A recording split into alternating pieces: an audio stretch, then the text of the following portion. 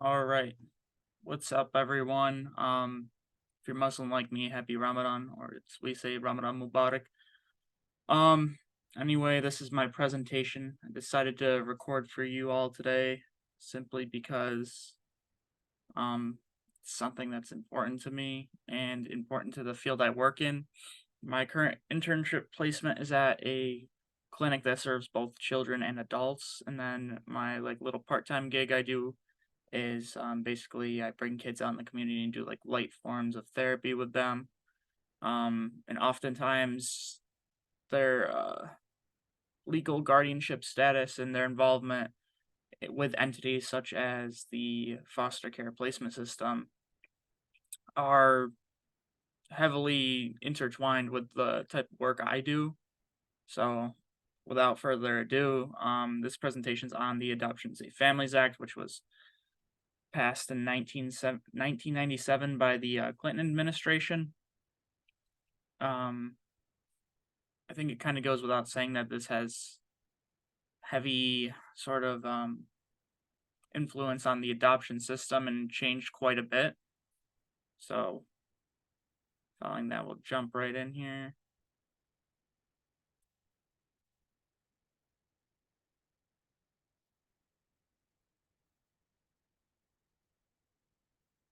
So as I previously said, this was passed in 1997 under the Clinton administration, and was a response to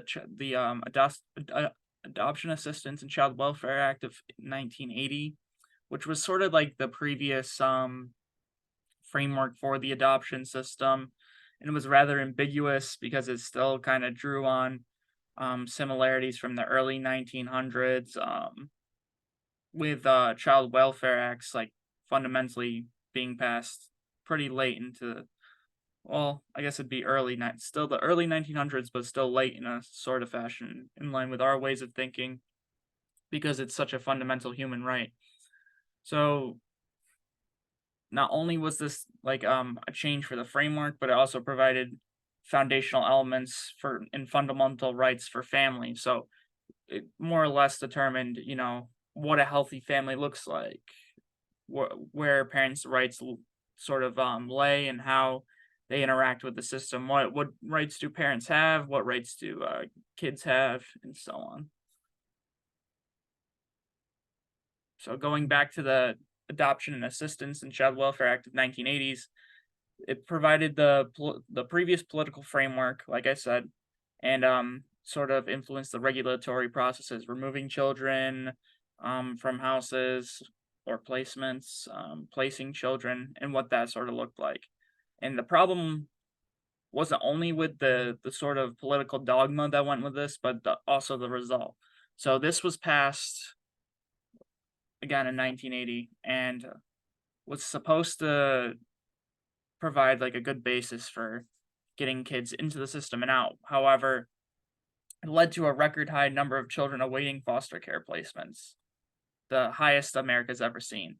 And this was likely attributed in a couple different articles I read to state and judicial systems seeking where the framework lied, the fundamental aspects of the framework more or less placed an emphasis on keeping the family together, the biological family together, no matter what. And this is where the problem sort of came into play, because kids would have to be removed from houses, but not put into different placements, simply kept in the sort of gray area until they could go back with the biological family, even though that's not always the case if you work in this field. So yeah, that was sort of the big problem with this act. And then, so what is the Adoption Safe Families Act?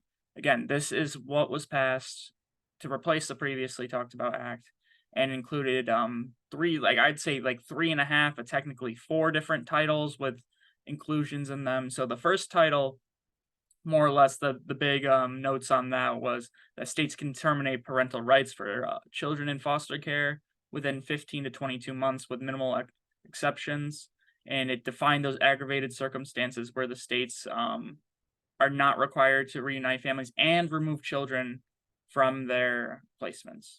And then also background checks for foster parent applications were implemented here, so not anybody could be a foster care applicant, and it also added rules pertaining to that. So, for instance, if you're a felon, probably can't be a foster care parent, and so on.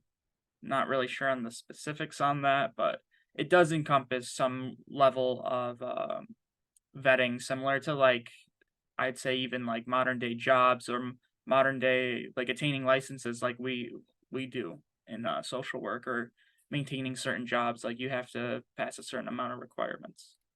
So then Title Two, it sort of Title Two more or less focused on the paperwork aspects and like the internal um sort of inner workings. So it provided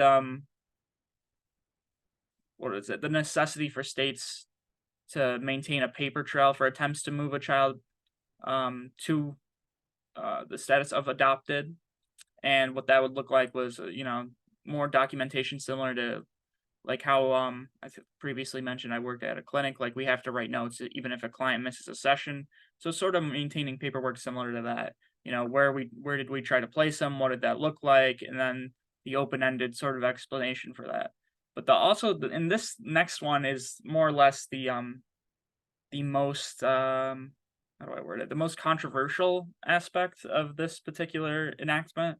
It provided financial incentives for placement, and this is a good thing and a bad thing. It's good because at the end of the day we're providing a pretty good motivator for these kids to get placed, but on the other hand, incentives, too much of a good thing can be a bad thing, and incentives are things that can be abused. Like if I got a penny for every time I tied my shoe, I'd probably just untie it and tie it back every day multiple times. And that's not to say that's what happened with this system, but it definitely, when you're in a system that needs money to survive and benefits highly from money, it's sort of feasible to understand that like something like that could take precedence over other aspects relating to the children. So in a way, yeah, this criticism is valid, but also this act did do some other really beneficial things, since um in a similar breath to implementing basic level health care for adoptive children. Now I know that's been more or less replaced with like Medicare and Medicaid, like subsidies like that, and safety net programs. But this act did establish like a basic level of health care, because previously, since these kids are in placement, they're in their legal guardianship status is sort of in limbo. They're not going to have health care. And also increase the funding for the adoption practice, how much funds were allocated to these entities that sort of not only place these children, but maintain them during placement if they need to be. So then Title 3 again expands on the rights of the child. So the rights of the child, geographic complications. So what that means is, let's say your parents in let's say your parents in Georgia, and the system can't just move you to Florida. Most of the time you're going to be placed in Georgia with another family, but a lot of the times too, if you don't know much about what the system looks like, you do still get to visit with your parents even when you're in a foster care placement. For instance, I have a client right now who's currently he's living with a foster family, but his parents still visit him. I think it's every other Wednesday. So the state can't just move you to Florida and then be like, oh well, they're not going to their visits. Well, obviously, because it's in Florida, it's X amount of hours away, and these people are probably, could be poor and not, or maybe not even have a car. So you can't sort of work the system in that way, which is good. Title III, I think, really succeeds in a bunch of different manner and has a bunch of really good ideas, like with the second one here, protections like insurance of quality of care, not only for health insurance, but for the child in general with these people, they're staying with. So it's not like, they get this low level health insurance back in, what was it, 1997, and they just can't be seen. No primary wants to take them. Certain places don't want to take them. And then even the places that do want to take them, they're not like just shoddy places. Oh, what's that? You got pneumonia? Nah, it's just a cold. Goodbye. That's not the case here. At least that's the objective. Whether or not that sort of came to fruition, sort of hard to gauge because this population's one that kind of slips in between the cracks, but nonetheless, great idea. And then also, going in the same breath as the last one, define child's health as a primary concern and the metrics for determining adequate care and effort. So, what I mean when I say that is, let's say a big one is punishment, right? Getting back to my client.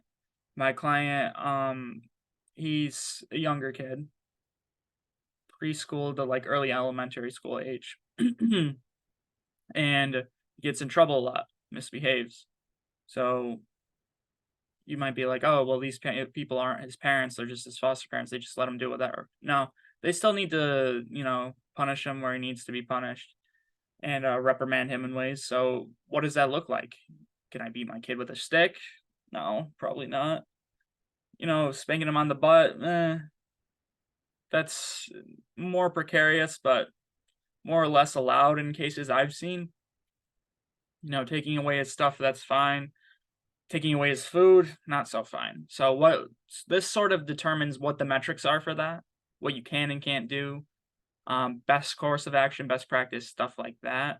So in a way, that's more or less the objective with this one. So those are the three main acts, and then the next slide I have is just a little video, and I'm not gonna put on the video because I'm not one of those.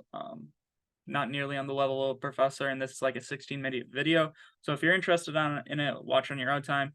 I'll summarize it real quick for those of you who don't. Basically, what it is it talks about how kind of like what I talked about before, where this population sort of slips into the cracks, isn't well represented, and doesn't have much of a voice in society. Even today, I believe the speaker in this video, he was a foster care child who was ended up being placed as a part of this act, and in some ways feels not mistreated by the system, but sort of underrepresented and underappreciated. And how that sort of spirals into your life as an adult, which I think is very important because you know taking into account, I was born 2 years after this act was passed, and I'm a 24-year-old man. Like most of these people, like if you were a baby when this act was passed, or even a small child, you're pushing close to 30 now, and that's your working class, that's your prime age, that's who's in your military. So these issues are important, especially now when we see people of this generation sort of entering the workforce and stuff. So then the next slide here, applicability to social work. This is, I think it kind of goes without saying, because this is inherently, foster care is inherently a social service, right? And when you find social services, you're going to find social workers. So you're going to find social workers working with litigious systems. You're going to find social workers working in support services and healthcare and a bunch of different aspects. So the ones I have here, why in some ways they might utilize this. Again, this is underrepresented population. They're probably going to need social support services. Again, since this is a population that sort of flies under the radar, they're probably going to need guidance, mental health issues. They're probably going to be going to mental health clinics and stuff. So it's important to have those staffed. And again, I'm not going to say it again, but you already know what I'm going to say. Since this is a population that's not the most well represented, they're going to require advocates and social workers to monitor the process and aid with the sort of more transitory elements of foster care. Then our next slide here, again, applicability to social work. The influence of social workers in this process, like I said, is great. It's inherently a social service. So social workers kind of come into play here. So a lack of social workers, and I've seen this at various clinics I've interned at and sort of shadowed, when you don't have a lot of workers, the aspects that aren't necessary to care. So outreach and, making sure everyone gets services and gets to, maybe reaching out to that client whose number isn't working. Maybe it happens to work. Hey, I was just getting my phone number switched, forgot to tell you. And then, like, what right do I have to cut out their services? So, you know, the level of that going on, the level of outreach is definitely influenced by the number of social workers and the applicability of social work, the changes in care and well-being, how we're ensuring that quality of care and best practice, and then deficits in quality of life for these individuals. Then that kind of goes in part with number one, sort of, are these people receiving services? Are we trying to help them receive services? Oh, what's that? You're going to be kicked out of your house? That's crazy. Our clinic actually does. They have housing, so stuff like that. And then the societal impact and significance.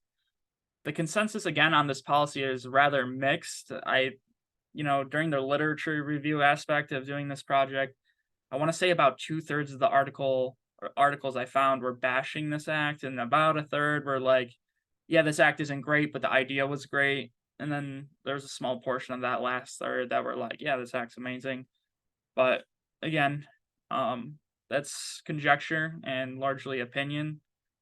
The facts are that it did sort of fix the overwhelming number of kids awaiting foster care placement, but at what cost? When we have more open-ended measures telling from firsthand sources telling us that it was a pretty terrible thing. So it is what it is.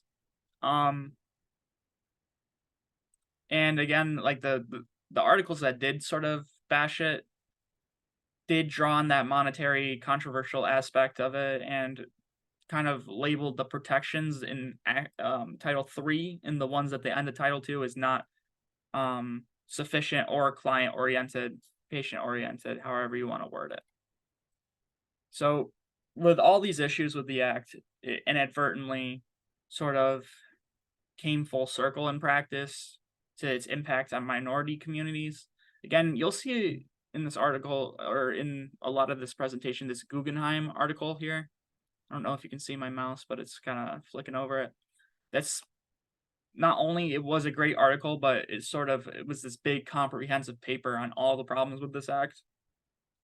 So the reason why minorities were inadvertently sort of impacted by this is because they're disproportionately exposed to crime and poverty, which are catalysts for living situations that could be considered poor, broken windows, broken into cars, property theft, stuff like that. And when extrapolated to a system that provides money incentives toward this process, they become sort of targets because it's like, who's the odd one out? Who does this most apply to? And it happened to be minority communities. And this led to a racially disproportionate population in foster care. We saw a lot more minority children in awaiting foster care placement as a part of this act. And they weren't able, the problem with this too is they weren't able to receive best care placements because there weren't minority families that wanted to house foster children at this time. And again, this sort of also expanded to low income families. So race and socioeconomic status in the cultures between low socioeconomic individuals and the United States judicial system are sort of slighted. What does it look like to adequately, punish your child? What does, too much punishment look like? For instance, a lot of the families I work with that are like super poor, they're like, yeah, it's okay to beat your kid. I've been hitting across the face. My mom hit me across the face. My grandfather hit my mom across the face. So I'm gonna hit my kid across the face because that's what we've been doing, and that's something I value. I understand where you're coming from, but if you're looking to keep your kids, that's probably something you shouldn't do, especially when, you know, um, looks like the system's watching you quite closely. So, um, and other stuff too, food, money, employment, having a car, all of a sudden became more of an important factor.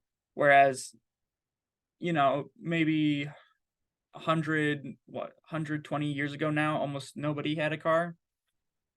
Probably because they weren't invented. But again, even, look at the 40s, 50s, 60s. Not a lot of people had cars. The standard of food has changed quite a bit too. Having food versus not having food. Obviously, we probably don't have as much food in our cabinets now, or we have more food in our cabinets now than our family or ancestors did in the 1940s. So, what that standard looks like, is it all Cheetos? Is it a mix of food? These are all things that are somewhat assessed, so it's important to keep that in mind. And then this next slide here is just more or less reiterating the acknowledgement of intersectionality. Obviously, there's poor families that are also um, minorities. There's poor families that are also white, but there seems to be at this point in time in the late 90s, early 2000s, this seemed to be a problem where a lot of times in these courses we take here at UB, they talk about environmental justice, equitability. So this wasn't something the community, minority, and poor communities were facing at this time because we didn't have fundamental aspects of daily life, sort of like the Medicare, Medicaid safety. Certain safety net programs weren't in place at this time, or like lesser versions of them were in place. The Affordable Health Care Act, stuff like that. So these populations were affected by it, and it sort of also leaked into their status as legal guardians. And then trauma informed care. It's hard with this act because this act mainly focuses on removing kids from their parents, which is, and like it's traumatizing in a lot of different ways because you're removing a child from his or her home, and this could involve police, this could involve court interventions, going to court, bringing your kids to court, which could traumatize the child in a lot of different ways. For instance, again, that younger client I have at the clinic, he hates police officers at an age where most kids don't know their ABCs. Like, that's a little concerning. But it's also rational. You know, in his eyes, the police took him from his family. In his eyes, the police are putting him in the situation he doesn't want to be in. Because what happened, the police came and helped remove him from his home, or from his parents, rather. So, yeah. So, I think in a way, like, this act is sort of didn't take that into account, and that's where that problem arises from. And again, the human rights lens, um, the human rights lens is sort of interesting to apply to this because it's sort of what the difference in human rights and the rights of a United States citizen are somewhat conflicting here. For instance, I only took part of this one conflict here. It's the ability to the right of life, as it can terminate parental rights to having guardianship over their children through the prioritization of health. So, obviously they somewhat lose their right to life. And then again, the right to non-discrimination, as we just talked about, because it inherently discriminates and targets families of specific demographics, whether I'd like to admit that or not. The case is, the outcome we're seeing is that these families are being impacted in this way. And the right to participation, as it doesn't include the child's opinion in the court hearing or when the child's being removed at all, until they reach an age where they can sort of consent to that. So getting back to the social work perspective again, the ethical nature of this, at least certain elements are somewhat precarious, but social work's presence is also largely ambiguous since it's so interwoven with this. Like, for instance, we're told to empower the client, advocate for their rights, but who's the client when you're helping a family? Is it mom and dad? Is it the kid? Is it all of them? It's likely, in the case I've seen, in my opinion, it's all of them, but there's only so much you can do for advocating for the child in a more objective sort of situation that doesn't value the subjective nature. And maybe that's the problem too with this act, is that they're looking too objectively at it. They're like, oh, are you meeting X amount of criteria? Kind of like the DSM. Like, sure, he's meeting X amount of criteria, but he's meeting criteria number 5 only in days that start with S. There is a sort of subjective nature to it, case by case. Any thing with humans in this sort of way, it's going to be somewhat unique and subjective, but at the same time, That's, the point of objective measures is to sort of quantify it. So that's where the problem with that sort of lines up. And another big, oh, I love this next one. Another big one. So if you've worked in any sort of field with children, see mandatory CPS calls and having to, being subpoenaed and stuff like that. Sure, we're supposed to empower the client, advocate for their rights, maintain their relationship, but at what cost? If I'm making obligatory calls to CPS or am subpoenaed and I have to testify against mom or dad, how's that going to affect my relationship with the kid? It's probably not good no matter which way you cut it. A lot of the times, at least I've seen. So, it's getting back to why this is precarious and ambiguous is because we're told to do X, Y, and Z, but we can't always do X, Y, and Z because we're mandated to by the law. So not only does this complicate our relationship, but it contributes to this problem of callousness, of not taking into account the subjective nature of this case by case basis.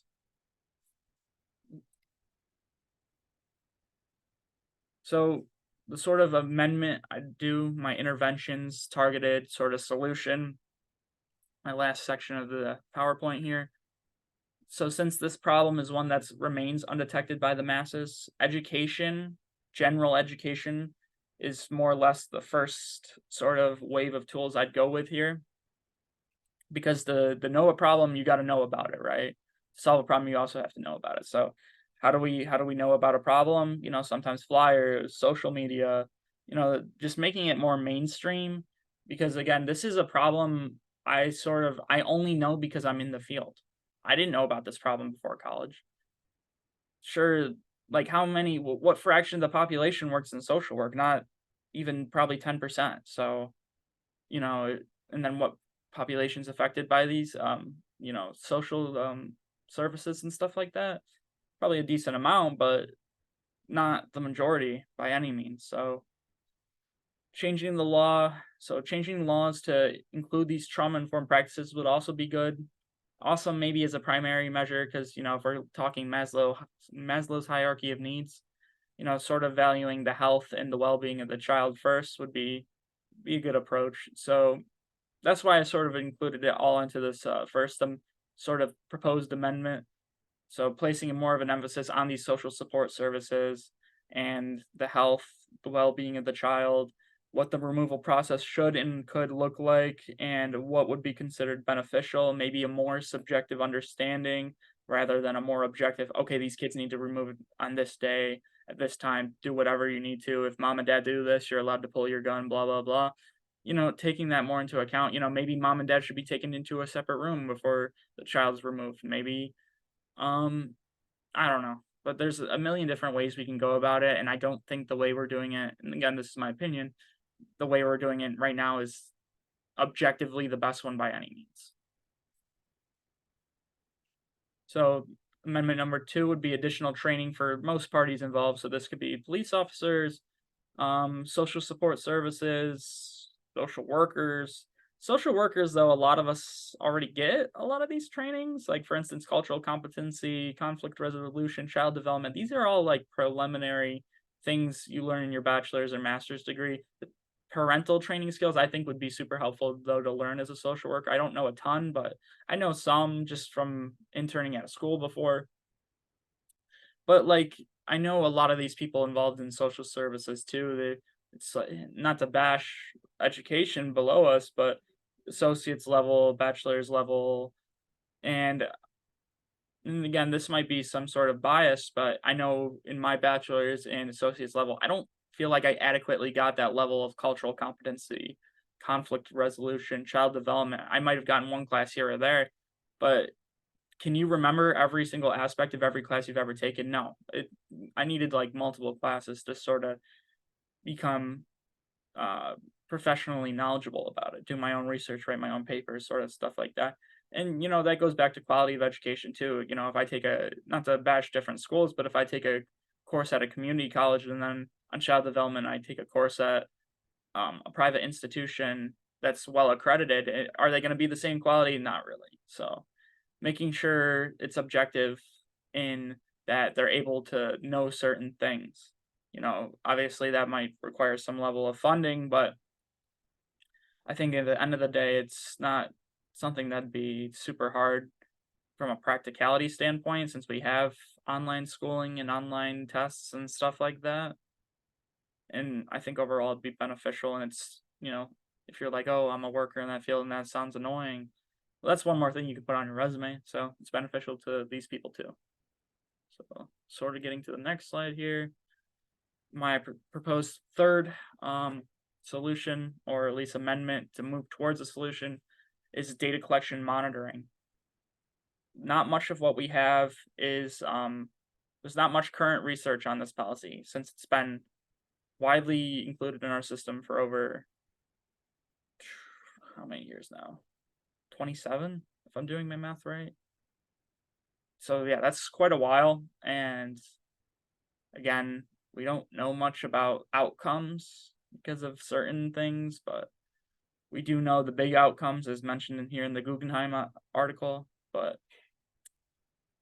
including these measures in data collections, more objective things, maybe even including it in the paperwork out, like every time filling out a demographic sheet every time you sort of admit a client, or have something like that happen would be super beneficial.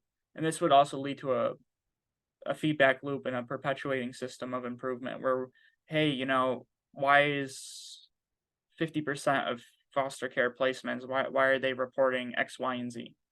Why are they white? Why is 70% of our population white? Why is 70% of our population black or Hispanic? Sort of that. I think that would be good in a way, because sure, is it like sort of segregational, like looking at stuff like demographics? Yeah, but that's how we make sure it's equitable to all people too. So then getting to my last slide here. This is just more or less a concluding thoughts one. Again, all I'm saying here is the Adoption and Safe Families Act is interesting because it's something that looks good on paper, and it's like, oh wow, this would work pretty good. It doesn't have a lot of flaws. It's like a really great idea, and really, it seems like it's client oriented, but it has a lot of unforeseen consequences that we didn't know until we implemented it. And it's also interesting because there's hypothetical solutions to real life problems that don't mesh well, and then there's this sort of like, it's the best thing we have right now, so we're not going to change it. And even if we do change it, that'll probably just amount to more problems. So, and right now is the lesser of two evils. That's why, more or less, sort of the general idea of why it's maintained. So while it's like more simple on paper, getting to my last bullet point here, is complicated at the same time, because it's just something that they don't plan on amending from my research, and that's not really the greatest, because again, this is something that's been used for like 27 years now, and I don't know if you guys worked with kids at all, but the kids nowadays are pretty different than like my generation or even the generation after me. Most kids nowadays are almost seemingly like born with a phone in their hand, understanding of the internet. Um, I've seen kids like look up how to start fires and do like really awful things, and I've seen parents like, not look up some great things in front of their kids, stuff like that. So how can an act from 97, when we barely had internet and stuff like that, sort of incorporate the protections for children now, 27 years later? I understand maybe they're delaying it by a bit because we're still sort of flushing out the problems in our society, but at the same time, it's just a thought. And then my last slide here is just my references slide. You guys are looking for some like good ones to review. Again, the Guggenheim one was like my favorite out of these. And then the other good one was this Humphrey one at the bottom here. So yeah. Hope you guys like this. Not super great at recording these, so hope you guys at least could take something away from it. So yeah, hope to see your guys' articles and see you in the coming weeks. Thanks.